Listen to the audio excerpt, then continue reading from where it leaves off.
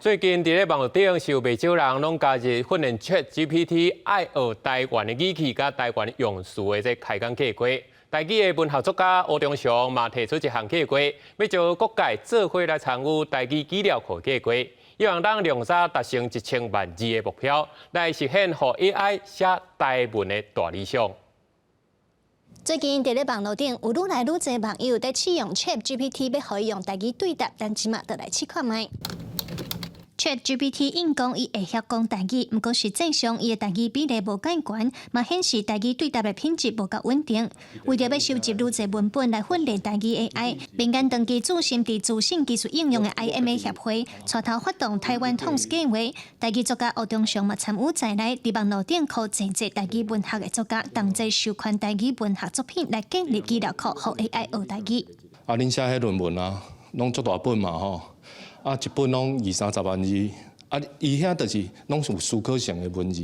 这种思考性的文字嘛是真好，真做迄个 AI 的教材。咱咧训练 AI 迄个语料，过去较早来讲，较少迄种较感情的迄个结构嘛。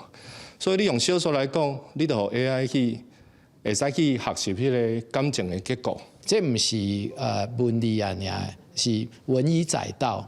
文字内底咱有。特别，咱每个国家、每个地方，咱想的代志是无共款的，毋是讲一定是你翻译过来就好。吴忠祥表示，只要有完整的一段文字，拢真适合摕来做资料。目前愿意支持计划的台语文作者已经超过10人，上无累积300万字，希望招各界做伙来达成1000万字的目标。另外，长期关心语言学习嘛投入 AI 应用的学者廖元富表示，除了训练 AI 学台语，嘛希望未来 AI 通用伫咧教学，也是互学生伫课后练习台语的听讲读写。老师去像讲出作业啊，出考卷啊，或者是口译啊，那也在做者台语的技能哈。